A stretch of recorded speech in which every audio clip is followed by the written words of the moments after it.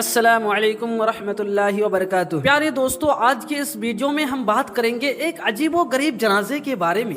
ایک ایسے رئیس آدمی کا جنازہ جسے پڑھانے کے لیے ہر مولوی انکار کر دیتا ہے۔ میں اس کا جنازہ نہیں پڑھاؤں گا۔ ویڈیو میں آگے بڑھنے سے پہلے اگر آپ اب تک ہمارے اس ویڈیو کو لائک نہیں کیا ہے تو ویڈیو کو لائک ضرور کرے اور ہمارے چینل کو سبسکرائب کر کے بیل آئیکن کو بھی دبا لیں۔ تو چلیے دوستو، کسی شہر میں ایک ایسا آدمی رہتا تھا، اس کے پاس اللہ کا دیا ہوا سب کچھ تھا۔ اللہ نے اس کو دولت، عزت، شہرت اور اولاد، الغرض کی دنیا کی ہر نعمت سے نوازا تھا۔ ان سب کے باوجود ایک نیک، ایماندار اور اللہ والے انسان تھے۔ اپنی دولت کا زیادہ تر حصہ غریبوں، مسکینوں، یتیموں پر خرچ کر دیتے تھے اور ہمیشہ غریبوں کی مدد کرتے تھے۔ اس رئیس کا اکلوتا بیٹا تھا جو اپنے باپ سے بالکل الگ تھا۔ رئیس اپنے بیٹے کو ہمیشہ سمجھاتے رہتے تھے، بیٹا دنیا کے مال و دولت پر کبھی گھمنڈ نہ کرنا، مت بولنا کہ یہ دولت اللہ کی آزمائش ہے، اس لیے بیٹا اس دولت میں غریبوں، یتیموں اور پریشان لوگوں کا حصہ رکھا کرو، کیونکہ ایک دن ایسا آئے گا کہ دولت اسی دنیا میں رہ جائے گا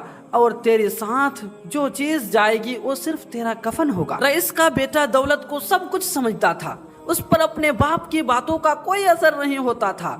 وقت گزرتا رہا، ایک وقت ایسا بھی آیا کہ وہ رئیس سخت بیمار ہو گیا۔ اس کے علاج کے بعد بھی کوئی بہتر نہیں آئی۔ ایک دن رئیس نے اپنے منشی کو بلایا اور ان کو ایک خط کا لفافہ دیا اور کہا، منشی، ایک خط کا لفافہ میرے بیٹے کو اس وقت دینا جب میرا جنازہ قبرستان میں رکھا جائے۔ انتقال سے کچھ دن پہلے انہوں نے اپنے بیٹے کو بلایا اور کہا، بیٹا میری ایک آخری خواہش ہے، جب میں مر جاؤں تو مجھے میری پرانی موزے پہنا کر دفن کر دینا۔ یہ میری آخری خواہش ہے اور مجھے یقین ہے کہ میرا آخری خواہش تو ضرور پورا کرے گا۔ باپ نے بیٹے سے وعدہ لیا، بیٹے نے باپ کو یقین دلایا کہ وہ ان کی یہ خواہش ضرور پورا کرے گا۔ اس کے بعد اس رئیس آدمی کا انتقال ہو گیا۔ رئیس کی لاش کو غسل دیا گیا، کفن پہنانے کے ساتھ ساتھ بیٹے نے باپ کی خواہش کے مطابق اسے پرانی موزہ پہنایا گیا۔ جنازہ قبرستان میں لایا گیا۔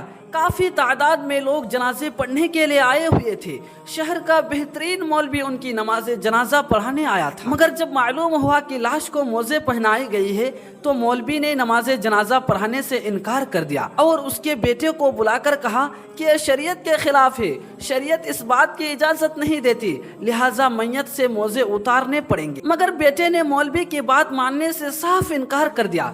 رئیس کے بیٹے نے کہا کہ یہ میری باپ کی آخری خواہش تھی، اس نے مرنے سے پہلے مجھ سے وعدہ لیا تھا، لہٰذا ان کی یہ خواہش میں ضرور پورا کروں گا۔ اب مسئلہ ہو گیا، سب لوگ اس کے بیٹے کو سمجھا رہے تھے مگر وہ کسی کی بات کو نہیں مان رہا تھا۔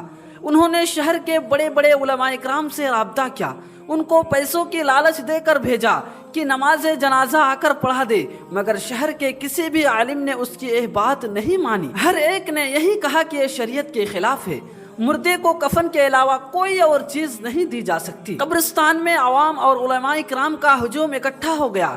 اسی حالت میں رئیس کا منشی لوگوں کے صفوں کو چیرتا ہوا حاضر ہوا اور اس نے اس رئیس کے بیٹے کو اپنے پاس بلایا اور وہ خط جو رئیس نے منشی کو دیا تھا اور کہا تھا کہ ایک خط میرے بیٹے کو اس وقت دینا جب میرا جنازہ قبر میں رکھا جائے، تو منشی نے اس وقت رئیس کے بیٹے کو دے دیا اور کہا کہ یہ آپ کے ابو نے مجھے دیا تھا اور کہا تھا کہ اس میں ان کی وصیت ہے، یہ خط آپ کو اس وقت دوں جب ان کا جنازہ قبرستان میں رکھا ہو۔ رئیس کے بیٹے نے ہاتھ میں لیا، اسے کھول کر دیکھا تو اس میں لکھا ہوا تھا کہ میرے پیارے بیٹے، میں شہر کا سب سے امیر آدمی تھا مگر دیکھ لے، آج میں اپنے ساتھ پرانی موزہ بھی لے کر نہیں جا سکتا۔ میرے بیٹے، آج میرے ساتھ میری قبر میں کوئی بھی چیز نہیں جائے گی۔ جو کچھ میں نے دنیا میں کمایا، جو مال میں نے دنیا میں جمع کیا، سب کچھ دنیا ہی میں رہ جائے گا۔ میرے بیٹے، میں تجھے وصیت کرتا ہوں، میں جو کچھ چھوڑ کر جا رہا ہوں اسے نیک راہ میں خرچ کرنا۔